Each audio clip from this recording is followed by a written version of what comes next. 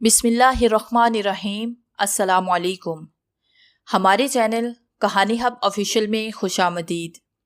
ناظرین، میں آج آپ کے لیے انتہائی خوفناک اور دلچسپ کہانی لے کر آئی ہوں، لیکن کہانی شروع کرنے سے پہلے آپ سے گزارش ہے کہ اگر آپ نے ہمارا چینل سبسکرائب نہیں کیا تو آپ ہمارے اس چینل کو سبسکرائب کر لیجئے اور بیل آئیکن کو بھی پریس کر لیں تاکہ ہر نئی آنے والی ویڈیو بآسانی آپ تک پہنچ سکے۔ شام کے سرمئی سائے پام کے درختوں پر اتر کر لمبے سائے بنا رہے تھے۔ مینڈک کے ٹرانے اور جھنگرو کے شور نے ماحول کو عجیب بنا رکھا تھا۔ پوری وادی میں گہرے سکوت کا دور دورہ تھا۔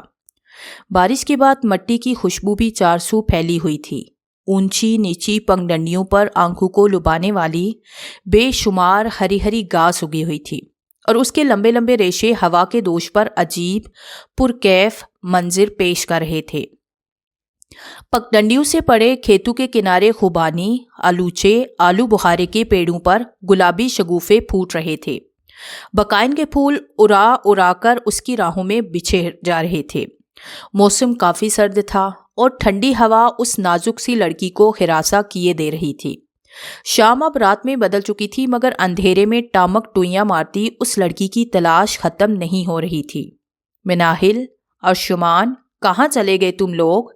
وہ اپنے دونوں ہاتھوں سے اپنا سر تھام کر وہیں بیٹھ گئی۔ ابھی اسے اس حالت میں بیٹھے تھوڑی ہی دیر ہوئی تھی کہ اس کا موبائل فون بج اٹھا۔ کچھ پتہ چلا؟ دوسری طرف سے اس کی والدہ کی آواز ابھری۔ نہیں بابا، ہکلاتے ہوئے وہ دوبارہ سے اٹھ کھڑی ہوئی۔ او مائی گاڈ، ذرا سا کام نہیں ہوتا تم سے؟ میری ہی غلطی تھی جو تم پر اعتبار کیا، انہیں تمہارے ساتھ بھیج دیا۔ اس کے والد شفقت امان سخت غصے کے عالم میں تھے، اور پھر فون بند کر دیا گیا۔ اب اس نازک سی لڑکی کے چہرے پر پھیلی پریشانی میں مزید اضافہ ہو چکا تھا۔ وہ مدد طلب نظروں سے چاروں طرف دیکھ رہی تھی کہ اسے اپنے سے کچھ ہی فاصلے پر کوئی ایک سائیکل سوار جاتا دکھائی دیا۔ وہ آوازیں دیتی ہوئی اندھادھند اس کی سمت میں بھاگنے لگی۔ سائیکل سوار نے اپنی رفتار اب کافی کم کر دی تھی اور حیرت سے پیچھے مڑ کر دیکھنے لگا تھا۔ بھائی، آپ نے یہاں دو بچوں کو دیکھا ہے، ایک کی عمر 5 سال اور دوسرے کی بمشکل 7 سال ہوگی۔ پلیز میری مدد کریں۔ اب اس کا سانس چڑھ چکا تھا۔ سائیکل سوار نے کچھ دیر تک لڑکی کو بغور دیکھا، پھر بغیر جواب دیے سائیکل آگے کی سمت بڑھا دی۔ لڑکی اسے آوازیں دیتی رہ گئی، مگر اس نے مڑ کر نہیں دیکھا۔ اگر تم اسے ایک نظر دیکھ لو تو کبھی مجھے پاگل نہ کہو۔ ہاشم، جو کافی دیر وائلن پر کوئی دھن ترتیب دینے کی کوشش کر رہا تھا، اب وائلن ایک طرف رکھ کر اپنے دوست اشارب کے پاس آ بیٹھا تھا۔ پاگل تو میں تجھے کہوں گا کیونکہ تجھے اس کا نام تک نہیں معلوم، اشارب نے میز پر دھرا پاپ کارن سے بھرا باؤل ہاتھ میں پکڑتے ہوئے کہا۔ نام سے کیا فرق پڑتا ہے، جان لیں گے نام بھی۔ ہاشم ہاتھوں کا تکیہ بنا کر لیٹ گیا۔ پھر بھی اشارب کا منہ پاپ کارن سے لبالب بڑا ہونے کی وجہ سے الفاظ درست طریقے سے ادا نہیں ہو رہے تھے، مگر وہ اپنی عادت کے پیش نظر کھانے کے دوران ہی بولنے کا پابند تھا۔ ابے کیا کہہ رہا ہے تو؟ پہلے پاپ کارن تو منہ سے نکل یا انہیں اندر پیٹ میں ڈال، تبھی مجھے کچھ سمجھ آئے گی۔ ہاشم اکتائے ہوئے بولا۔ میں کہہ رہا ہوں کہ پھر بھی نام تو پتہ ہونا چاہیے، اشارب نے جلدی جلدی تمام پاپ کارن نگل کر کہا تھا۔ کیونکہ وہ ہاشم کے غصے سے واقف تھا، ہاشم نے ابھی جواب دینے کے لیے منہ کھولا ہی تھا کہ اس کی والدہ شارکا بدر اندر داخل ہوئی۔ ہاشم بیٹا، کراچی کی فلائٹ ٹھیک 2 گھنٹے کے بعد کی ملی ہے، تم ذرا جلدی سے تیار ہو جاؤ، شارکا بدر نے کہا، اور اپنی سرمئی ساڑی کا پلو سنبھالتے ہوئے روم سے باہر نکل گئی۔ کراچی جا رہا ہے تو؟ اشارب نے پاپ کارن کا باؤل واپس میز پر رکھا۔ ہاں یارم، موم کی کوئی پھوپھی ہے، ان کی طبیعت بہت خراب ہے، انہی سے ملنے جانا ہے۔ ہاشم اٹھ کر الماری سے اپنے کپڑے نکالنے لگا۔ یہ وہی پھوپھی تو نہیں ہے جن کی بیٹی کی شادی میں تو کچھ عرصے پہلے گیا تھا؟ اشارب نے کچھ سوچتے ہوئے کہا، اور اٹھ کر الماری سے کپڑے سلیکٹ کرنے میں ہاشم کی مدد کرنے لگا۔ ہاں، مگر یہ میری نہیں، میری امی کی پھوپھو ہیں۔ انڈرسٹینڈ؟ ہاشم نے بلاہر ہلکے فیروزی رنگ کی شرٹ اور اشارب کی سلیکٹ کردہ جینز نکالی۔ ابے کوئی بھی ہو، وہ لڑکی تو تجھے شادی کی اسی رات ہی ملی تھی نا؟ میں بھی کہوں یہ شارکا آنٹی کی ہر بات سے انکار کرنے والا یہ نالائق بیٹا یکدم سے کیسے فرما بردار بن کر اپنی ماں کے ساتھ کراچی جا رہا ہے۔ اشارم نے الماری سے نکالی گئی ٹائی کو ہاشم کی گردن کے گرد کسی رسی کی طرح کستے ہوئے کہا، جس پر ہاشم نے مسکراتے ہوئے ٹائی کے بل گردن سے نکالے اور اپنے کپڑے اٹھا کر واش روم میں چلا گیا۔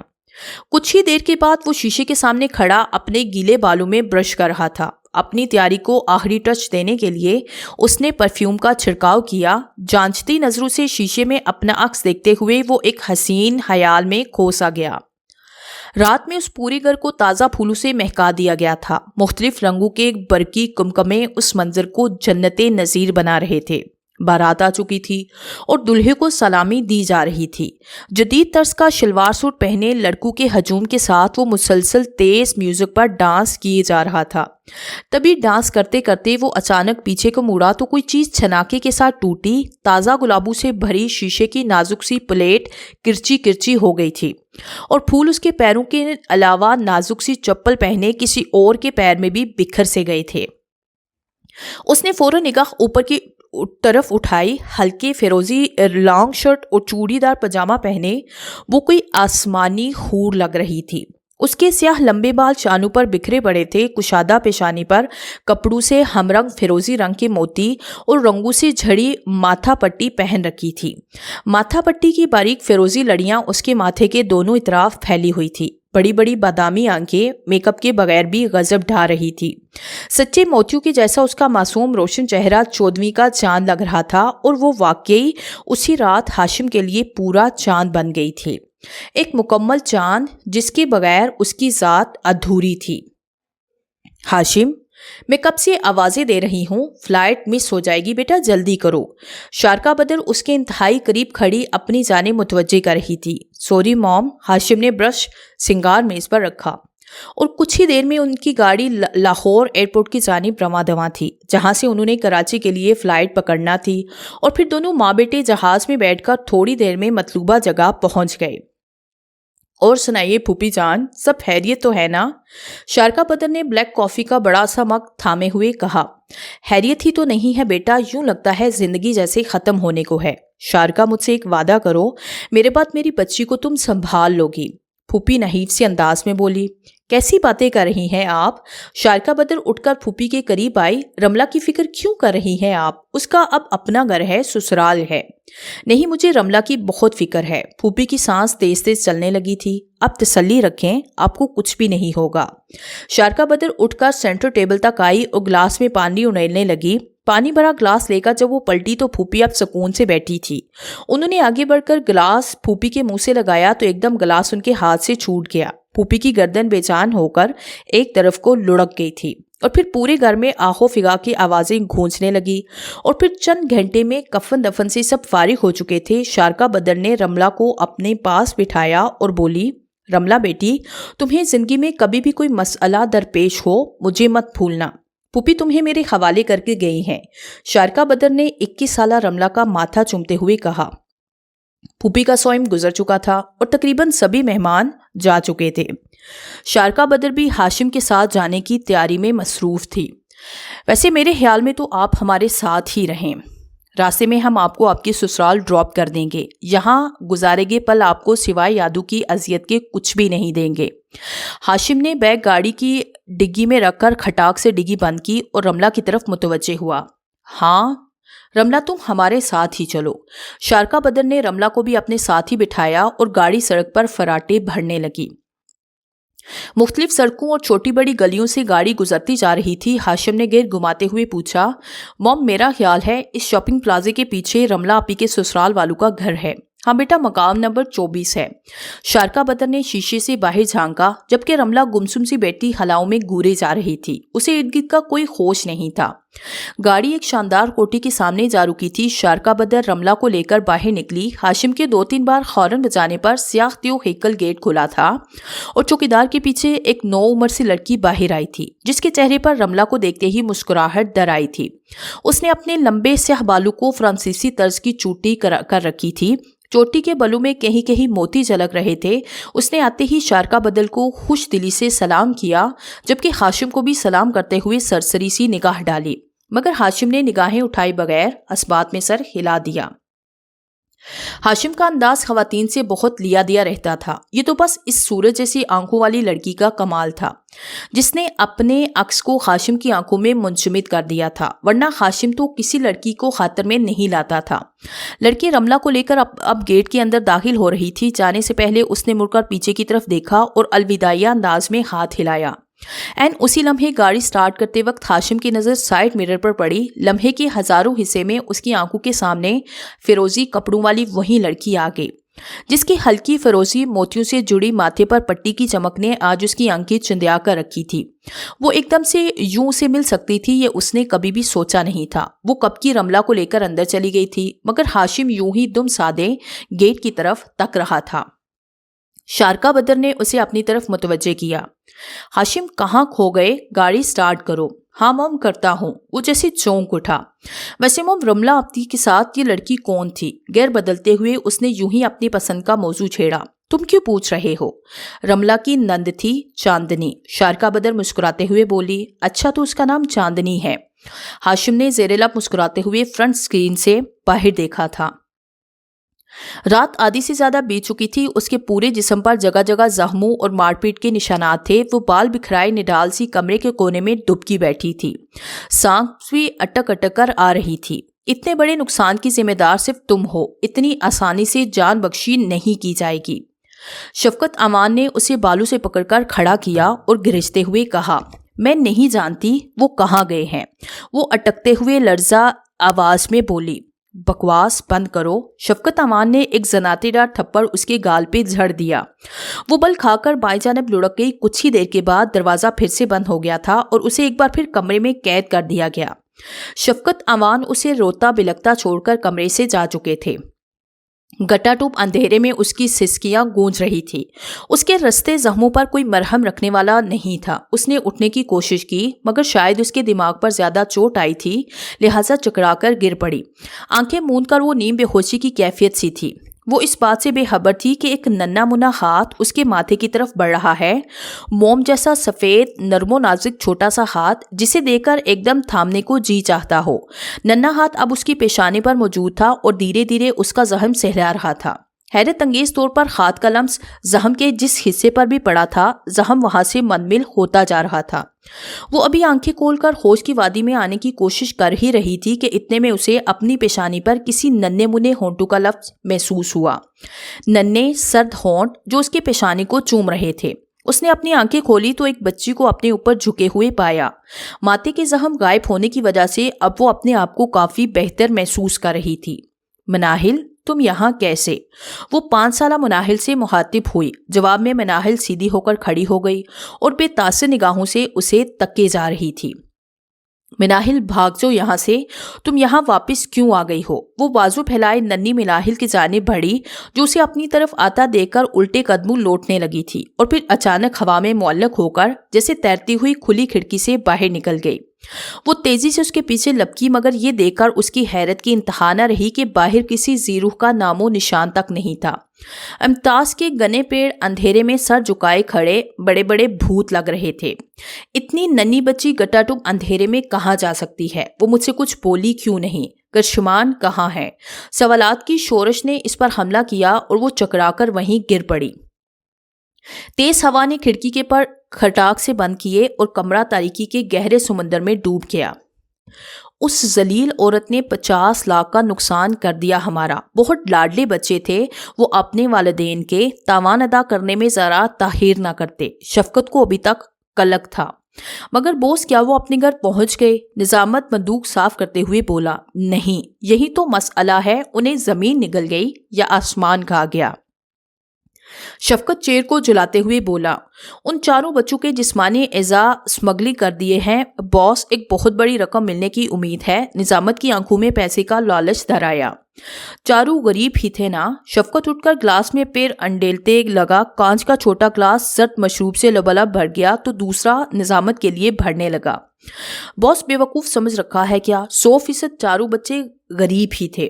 نظامت کی آنکھوں میں بیر کا گلاس دے کر چمک سی ابھرنے لگی۔ اور امراء کے بچے، ان کا کیا کرو گے؟ شفقت نے بھرا ہوا جام نظامت کے ہاتھوں میں تھمایا جسے اس نے فوراً پکڑ لیا۔ کرنا کیا ہے بوس، پہلے تاوان مانگیں گے، مگر تاوان نہ دیا تو وہی حال کریں گے جو غریب کے بچوں کا ہوتا ہے، یعنی ہماری ہر حال میں 5 انگلیاں گھی میں ہی ہوں گی۔ یہ کہتے ہی نظامت گٹاگٹ پیر اپنے حلق سے نیچے اتارنے لگا۔ تم نئے آئے ہو نظامت، مگر تم ہمارے قوانین کو بہت پرکھ گئے ہو۔ شفقت نے اپنا شراب سے بڑا ہوا گلاس نظامت کے خالی گلاس سے ٹکرا کر مس کیا اور مکروہ ہنسی ہنستا ہوا کمرے سے باہر چلا گیا۔ اب اس کا رخ اپنے کمرے کی طرف تھا جہاں اس نے دنیا جہان سے بے خبر ہو جانا تھا۔ ادھر نظامت کی حالت بھی کچھ مختلف نہیں تھی۔ نشے میں دھت ہو کر وہ فرش پر چاروں شانے چت گرا ہوا تھا۔ اس کے منہ سے عجیب عجیب آوازیں نکل رہی تھی اور وہ چندی چندی آنکھوں سے کھڑکی سے نظر آنے والے آسمان پر تارے گننے کی کوشش کر رہا تھا۔ اسی اثنا میں کمرے کی چھت پر ایک خیولہ سا گردش کرنے لگا۔ وہ خیولہ کس کا تھا کچھ نہیں کہا جا سکتا تھا، تاہم وہ خیولہ ہولے ہولے دیوار پر سے سرکتا ہوا نیچے فرش پر آنے لگا جہاں نظامت چت پڑا تھا۔ اب خیولہ واضح نظر آ رہا تھا، وہ کسی بچے کا تھا جس کی عمر بمشکل 7 سال ہوگی۔ نظامت کو کسی کی موجودگی کا احساس ہوا تو پٹ سے آنکھیں کھولی اور خیولے کے دیکھ کر لڑکھڑاتا ہوا اٹھ کھڑا ہوا۔ کمرے کی فضا میں سکوت طاری تھا۔ سردی کی شدت کو کم کرنے کے لیے کونے میں انگیٹھی روشن تھی جس میں الاؤ دہک رہا تھا۔ نظامت نے اپنی آنکھیں روشن الاؤ کے ارد گرد خیولے کے وجود کو تلاش کرنے میں مرکوز کر دی۔ بالآخر اسے وہ خیولہ وہی نظر آ ہی گیا۔ وہ ایک بہت ہی معصوم سے بچے کا تھا جس نے سیاہ نیکر اور نیلی شرٹ پہن رکھی تھی۔ سیاہ ننھے منھے بوٹوں سے نکلتے ہوئے سفید موزوں نے اس کی آدھی ٹانگوں کو ڈھانپ رکھا تھا۔ سنہری رنگ کے گنگریالے بال اس کے ماتھے پر گرے ہوئے تھے۔ سرخ و سفید رنگ والے بچے نے اپنی نارنجی آنکھیں نظامت کے چہرے پر گاڑ رکھی تھی۔ خلاف توقع اب بچے کی آنکھوں میں وہ معصومیت نہیں تھی جو عموماً اس عمر کے بچوں کی آنکھوں میں ہوا کرتی ہے۔ نظامت خوفزدہ سا ہو کر بچے کی آنکھوں میں جھانکنے لگا۔ انگیٹھی میں جلنے والا آگ کا الاؤ اب مزید بھڑکنے لگا تھا۔ اب بچے کا سایہ تاریک کمرے کی دیواروں پر ادھر ادھر نظر آنے لگا تھا۔ پھر بچہ اور وہ دونوں باہم ایک دوسرے کی آنکھوں میں آنکھیں ڈال کر دیکھ رہے تھے۔ اتنے میں نظامت کے قدموں میں جنبش پیدا ہوئی۔ اس کا رخ انگیٹھی میں روشن الاؤ کی طرف تھا۔ نظامت کے قدم جو جو الاؤ کی طرف بڑھ رہے تھے ویسے ویسے الاؤ مزید تیزی سے بھڑکنے لگا تھا۔ پھر ایک پل عجیب قرب و اذیت کا تھا۔ جو جو وہ انگیٹھی میں موجود الاؤ کے قریب ہوتا جا رہا تھا، سرخ الاؤ کے بھڑکنے میں اتنی ہی شدت آ رہی تھی جیسے وہ اسے اپنے اندر ضم کرنے کے لیے بےتاب ہو۔ اب آپ کے بھڑکنے کی آواز پورے کمرے میں سنی جا سکتی تھی۔ بچہ اپنی جگہ خنوس کھڑا تھا اور بے تاثر نظروں سے نظامت کی پشت کو تکے جا رہا تھا جو اب انگیٹھی میں روشن الاؤ کے عین قریب پہنچ چکا تھا۔ دہکتی آگ بھڑک بھڑک کر نظامت کے قد کے برابر آ رہی تھی۔ اب اس کا چہرہ آگ کی تپش سے سرخ ہو چلا تھا اور پھر اچانک ایک دل دوز دل خراش منظر سامنے آیا۔ میکانکی انداز میں نظامت نے اپنا پیر آگے بڑھایا اور جھلتی بڑکتی انگیٹھی میں بالکل ایسے بیٹھ گیا جیسے کسی کرسی پر بیٹھا جاتا ہے۔ بڑکتی آگ نے فوراً اس کے کپڑوں کو اپنی لپیٹ میں لے لیا اور دیکھتے ہی دیکھتے آگ اس کے سر سے اونچی ہوتی گئی اور وہ آگ کے درمیان میں ڈوب سا گیا تھا۔ آگ میں جلتے ہوئے اس کی بے بسی میں ڈوبی آواز ابھری۔ فضا میں انسانی گوشت جلنے کی بو رچ بس کے چکی تھی اور یہی نہیں بلکہ فضا میں ہڈیاں چٹکنے کی آواز بھی دل گرفتہ تاثر پیدا کر رہی تھی۔ کمرہ اس وقت کسی چھوٹے سے شمشان گھاٹ کا منظر پیش کر رہا تھا۔ بڑکتی آگ کے شعلوں کی روشنی میں تاریک کمرے کے اندھیرے مدھم ہوتے جا رہے تھے اور ان میں بے شمار ندیدہ روحیں بین کرتی لگ رہی تھی۔ پیلا انگرکھا نیچے پاجامہ اور سر پر بڑا سا گوٹا کناری سے بڑا پیلا دوپٹہ، سیاہ لمبے بالوں کا پراندہ دائیں جانب پر پڑا تھا۔ اس میں موتیے کے پھول اٹکائے گئے تھے، کلائیوں میں بھر بھر کر زرد کانچ کی چوڑیاں تھیں اور ماتھے پہ موتیے کے پھول کا ننھا سا ٹیکا۔ سارے لوگ دلہن کو چھوڑ کر چاندنی کو ٹکٹکی باندھے تک رہے تھے جو گیلی مہندی اور پھولوں سے سجی اٹھائے یہاں سے وہاں پھر رہی تھی۔ ارے سنو تو، واہ آج تو ہماری بیگم کے پاس ہمارے لیے بالکل ٹائم نہیں۔ سفید شلوار قمیص میں ملبوس، گلے میں پیلے رنگ کا پٹکا ڈالے ہاشم اس کے برابر میں آ کھڑا تھا۔ نہیں ہے ٹائم، انوری کی مہندی زیادہ ضروری ہے، چاندنی نے اپنی گردن موڑ کر کہا اور پراندہ جھٹک کر زیر لب مسکراتے ہوئے ایک طرف کو چل دی، جبکہ ہاشم ہنستے ہوئے اپنی اس پوری کو جاتا دیکھتا رہا جو 2 سال ہوئے اس کی زندگی میں داخل ہوئی تھی۔ مرضی کی ایک یادگار شام اس کے ذہن میں سرشار سرگوشیاں کرنے لگی۔ ول یو میری می؟ ہاشم نے دونوں ہاتھ جیب میں ڈالتے ہوئے پوچھا تھا۔ اب امی سے پوچھ لیں۔ اچانک اس سوال پر چاندنی گھبرا سی گئی اور جانے کے لیے پلٹی ہی تھی کہ ہاشم نے آگے بڑھ کر اس کا راستہ روک لیا۔ شادی تو آپ ہی کو کرنی ہے نا، جواب بھی آپ ہی دیں، اب امی سے پوچھ لیں، چاندنی نے کہا اور تیزی سے باہر نکل گئی۔ اور پھر کچھ ہی عرصے بعد وہ دونوں نکاح کے مقدس بندھن میں بندھ گئے۔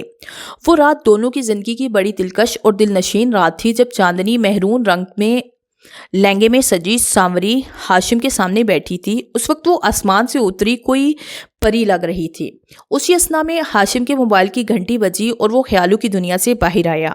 موبائل پر بات کرنے کے بعد اس کا رنگ اڑا ہوا تھا، گھبراہٹ اس کے چہرے پر صاف محسوس کی جا سکتی تھی۔ وہ تیزی سے ہجوم میں گھری چاندنی کی طرف بڑھا اور اس کے کان میں کچھ کہا، جسے سن کر چاندنی کے چہرے پر بھی ہوائیاں سی اڑنے لگی۔ کیا ضرورت تھی عاذر کو رملہ آپی کو طلاق دینے کی، اور اس پر ستم کیے کہ اپنی بہن کو بھی چھوڑ کر مصروف آسٹریلیا روانہ ہو گئے۔ ہاشم جلے بلے انداز میں بولا، عاذر بھائی اس لیے آسٹریلیا گئے ہیں کہ وہ اچھی طرح جانتے ہیں تم اپنی بیوی کو اچھی طرح سنبھالو گے اور اس کو ہمیشہ اپنے ساتھ رکھو گے۔ چاندنی نے لاڈ سے ہاشم کی ٹائٹ کی۔ میں سیریس ہوں چاندنی، جانے رملہ آپی کس حال میں ہوں گی، کہاں گئی ہوں گی۔ ہاشم نے اپنا کوٹ اٹھایا اور گاڑی کی چابیاں اٹھا کر باہر نکل گیا۔ چاندنی حیران سے اسے تکتی رہی۔ رملہ کے نام آنے والی مختلف فون کالز، گھٹیا قسم کے پیغامات نے عاذر کو یہ سٹیپ لینے پر مجبور کیا تھا۔ اسے طلاق دینے کے بعد وہ سیدھا آسٹریلیا جا بسا تھا اور رملہ چپکے سے سب کی زندگی کو عاذر کے شک پر صداقت کی مہر لگا گئی تھی۔ کوئی نہیں جانتا تھا کہ وہ کہاں گئی ہے۔ چاندنی دروازہ بند کر کے پلٹی اور کچن میں آ کر برتن دھونے لگی۔ برتن دھو کر وہ ریک میں رکھ ہی رہی تھی کہ ڈول بیل ہوئی۔ اس نے جا کر دروازہ کھولا تو سامنے ایک نہایت ہی خوبصورت بچی کھڑی تھی۔ اس نے پنک فراک پہن رکھا تھا اور اپنے بالوں کو 2 چھوٹی چھوٹی پونیوں سے مکھیت کر رکھا تھا۔ اس کے چہرے پر بلا کی معصومیت تھی۔ آپ میرے ساتھ چلیں، بچی نے آنکھیں معصومیت سے جھپکتے ہوئے کہا۔ اس کی پلکیں بہت بڑی اور قدریں مڑی ہوئی تھی۔ پر کہاں، کون ہو آپ بیٹا؟ چاندنی حیرت سے بولی۔ آپ میرے ساتھ چلیں، بچی نے سرعت سے کہا اور چاندنی کے جواب کا انتظار کیے بغیر ایک سمت کو تیز تیز چلنے لگی۔ خزانے درختوں کے سارے پتے سڑک پر بکھیر رکھے تھے۔ بچی کے تیز سے چلنے کی وجہ سے پتوں کی چرمراہٹ کی صدائیں بلند ہو رہی تھی۔ اوکے، میں آپ کے ساتھ چلتی ہوں۔ چاندنی نے دروازہ باہر سے لاک کیا اور تیزی سے بچی کے پیچھے چلنے لگی۔ بچی بہت تیزی سے چل رہی تھی۔ چاندنی کو اس کا ساتھ دینا کافی مشکل لگ رہا تھا۔ بیٹا آپ کہاں جا رہی ہو؟ پلیز ذرا آہستہ چلو۔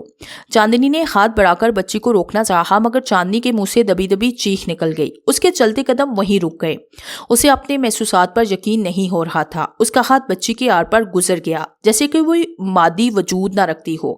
تو آخر وہ بچی کیا تھی؟ یہ سوچ کر ہی چاندنی کے رونگٹے کھڑے ہو گئے اور بچی بھی آگے جا کر رک گئی تھی اور رخ پھیر کر چاندنی کو تکنے لگی تھی۔ چاندنی کو رکتا دیکھ کر اس کو بڑی بڑی آنکھوں میں نمی سے اترنے لگی تھی۔ بے بسی اس کے چہرے پر عیاں تھی۔ چاندنی کے ذہن میں جیسی دھماکہ سا ہوا اور اچانک ہی چاندنی نے الٹے قدموں دوڑ لگا دی۔ تیز دوڑنے کی وجہ سے اس کا سانس پھول رہا تھا۔ گھر کے پاس پہنچ کر کانپتے ہاتھوں سے اس نے دروازے کو لاک کیا اور اندر داخل ہو کر اس نے اپنے آپ کو بند کر دیا۔ آنٹی پلیز مجھے میرے گھر چھوڑ آئیں، میری مما میرے بغیر نہیں سونے کی آتی، پلیز مجھے جانے دیں۔ چوتھی جماعت کا ننھا سا طالب علم ہاتھ جوڑے اس کے آگے منت سماجت کر رہا تھا مگر وہ بے تاثر ہو کر اپنے سامنے پھیلے معصوم بچوں کے چھوٹے سے ہجوم کو دیکھ رہی تھی۔ ان کے گروہ نے چند ہی دن پہلے تفریحی ٹور پر جانے والی ایک اسکول وین کے بچوں کو اغوا کیا تھا۔ بچے بلک بلک کر رو رہے تھے۔ آخر یہ کب تک چلے گا؟ میں کب تک یہ تماشا اپنی آنکھوں سے دیکھتی رہوں گی؟ اس کی آنکھوں میں نمی تیرنے لگی۔ باہر موسم خراب ہو رہا تھا، بجلی بار بار کڑک رہی تھی، بچے ایک دوسرے سے بری طرح چمٹے ہوئے تھے۔ اس نے اپنے گالوں پر بہتی نمی کو ہتھیلی کی پشت سے پونچھا۔ جانے کیا سوچ اس کے ذہن میں آئی کہ وہ اچانک اٹھ کھڑی ہوئی۔ اپنے گروہ کی سرگرم رکن ہونے کے ناطے وہ اس تہھانے کے تمام خفیہ راستوں سے واقف تھی۔ اس نے چوکنے ہو کر اپنے ارد گرد دیکھا۔ بندوقیں ہاتھوں میں پکڑے، سیاہ ماسک چہروں پر چڑھائے اس کے ساتھی اونگ رہے تھے۔ اس نے انگلی ہونٹوں پر رکھ کر بچوں کو چپ رہنے کا اشارہ کیا اور تمام بچوں کو اپنے پیچھے آنے کا اشارہ کرتے ہوئے ایک خاص سمت میں چلنے لگی۔ چونکہ اسکول وین کو ڈرائیور سمیت اغوا کیا گیا تھا، ڈرائیور خاموشی سے بچوں کی قطار بنا کر انہیں اس کی تقلیب میں چلنے لگا تھا۔ کچھ ہی دیر کے بعد بچے اپنے چہروں پر مسکراہٹیں سجائے اسے الوداع کہہ رہے تھے۔ ڈرائیور تیزی سے وین کو بھگا لے گیا تھا۔ وہ دلکش مسکراہٹ لبوں پر بکھیرے بچوں کو بائے بائے کر رہی تھی۔ वैन अपनी मंजिल को जाने के लिए सड़क पर सड़क से दौड़ती हुई जब नजरों से गायब हुई तो वो गहरा सांस लेते हुए जो ही मुड़ी तो उसका ऊपर का सांस ऊपर और नीचे का नीचे रह गया। शफकत अवान अंगारा बरसती आंखों के साथ उस पर पिस्टल थामे खड़ा था। जलील कमीने, तुझे अब की बार मुआफ नहीं किया जाएगा। ये कहते हुए जो ही वो ट्रिगर दबाने लगा तो यकदम उसके कांपते हाथों से पिस्टल नीचे गिर गया, क्योंकि खतरनाक कई टांगों और आंखों वाले बड़े बड़े कीड़े उसके पैरों पर झड़कर पूरे जिस्म पर फैल रहे थे। डोलते जिस्म के साथ जो ही उसने भागने के लिए कदम बढ़ाए तो उसके जिस्म को एक खतरनाक झटका लगा और वो पथराई आंखों के साथ वहीं जमीन पर गिर गया और तड़पते हुए उसकी रूह कफ्से अंसरी से परवाज कर गई। मनाहिल अर्शमान वो बाजू फैलाए दीवानावार आगे बढ़ी, मगर ये देखकर उसकी हैरत की इंतहा न रही कि उसके फैले बाजू दोनों बच्चों के जिस्म के आर पार हो गए थे। दोनों बच्चों की आंखों से अब आंसू बह रहे थे। हम मादी जिस्म से आजाद हो चुके हैं रमला आपी। मासूम सी बच्ची जिसका नाम गालिबन मनाहिल था बढ़ाई हुई आवाज में बोली, रमला मेरा नाम तो डोली है। वो हैरत से गोया हुई। डोली, आपको इन लोगों ने बनाया था, आपकी मुकम्मल तौर पर ब्रेन वॉशिंग कर दी गई है, जिसकी बदौलत आप अपने सारे रिश्ते भूल चुकी हैं। जिस दिन आप अपने शोहर से घर से निकली थी तो सामने से आने वाली गाड़ी से टकराकर वहीं बेहोश हो गई थी। इस गाड़ी में वही शैतान सिर्फ दरिंदा शफकत अवान सवार था। बस उन्होंने अपने मकसद के लिए आपको इस्तेमाल किया। आपके खूनी रिश्ते आप तक थोड़ी देर तक पहुंचने ही वाले हैं। अर्शमान ने सुनसान सड़क की तरफ दूर तक देखते हुए कहा, पर तुम दोनों उस रात कहाँ चले गए थे? मैंने तुम दोनों को बचाना चाहा था, फिर तुम दोनों से छुपकर कहाँ चले गए थे? उसके सवालों का सिलसिला खत्म होने में नहीं आ रहा था। जिस रात आप हमें उस तहखाने से भगाकर लाई थी और शफकत अवान को इस बात का इल्म होने पर कि आप हम दोनों को आज़ाद कराकर ले गई हैं, वो अपनी गाड़ी में आपकी गाड़ी के पीछे आ रहा था। उसके शक को खाक में मिलाने के लिए आपने थोड़ी देर को गाड़ी रोककर हमें दरख्तों के पीछे छुपा दिया था। आपकी गाड़ी को रुके हुए देखकर शफकत अवान की गाड़ी जब आप तक पहुंची और मुकम्मल तलाशी लेने के बाद जब उन्हें ये यकीन हो गया कि इस मामले में आपका कोई हाथ नहीं है तो वो मुतमिन होकर वापस चले गए। दरख्तों के पीछे एक बहुत बड़ा खाईनुमा गड़ा था जो जंगली पत्तों से बड़ा था। मिनाहिल का पांव अचानक फिसला और वो एकदम गड़े में जा गिरी। उसे बचाने की चाह में मैं भी उसी गड़े में कूद गया। उस गड़े में बहुत से जंगली सांप थे जिन्होंने हमारी आखिरी चीख नहीं निकलने दी। वो शायद आदमहूर सांप थे। डसने के साथ साथ उन्होंने हमारे जिस्मों से गोश्त भी नोचना शुरू कर दिया। यूं रमला आपी हमारा बचाव हमारी मौत का सामान बन गया। आप हमें पागलों की तरह आवाजें देती रह गई और हम अगले जहान की बासी बन चुके थे। इतना कहकर अर्शमान खामोश हो गया। रमला की आंखों से आंसू बह निकले और मुंह से सिसकियां निकल रही थी। अचानक फिजा में गाड़ी के टायर चिड़चिड़ाए और ब्रेक की आवाज सुनाई दी। चांदनी और हाशिम नीचे उतरे। चांदनी रमला के गले रखकर रोने लगी। जानती हो रमला, मुझे तुम्हारा पता इस नन्ही सी परी मनाहिल ने दिया था जब ये तुम्हारी सूरत हाल बताने के लिए मेरे घर तक आई थी, और उस वक्त मुझे इस बच्ची से हादसा डर भी लगा था। चांदनी रमला के बाल सहलाते हुए बोली, अच्छा चलो हम इस मनहूस जगह से निकलते हैं। हाशिम ने दोनों को गाड़ी में बिठाया। तुम्हें पता है हाशिम, ये बच्ची बार बार मुझे रमला के बारे में आगाह करने की कोशिश करती रही, कभी किसी बच्ची के रूप में तो कभी अरूज बनकर। जानते हो, अरूज तो 8 साल से इंडोनेशिया में मुकीम है, वो तो यहाँ कभी आई नहीं। चांदनी हाशिम को तफसील बताते हुए बोली, जबकि हाशिम अस्बात में सर हिलाते हुए गाड़ी स्टार्ट करने लगा। गाड़ी अब सड़क पर दौड़ने लगी थी। बैक व्यू मिरर से मनाहिल और अर्शमान की मासूम रोहें हवा में तहलील होती साफ नजर आ रही थी। रमला ने खौफ से झुरझुरी लेकर चांदनी के उकम में सर कर लिया था और चांदनी ने अपना नाजुक हाथ हाशिम के हाथ पर रखकर उसे मजबूती से दबा दिया।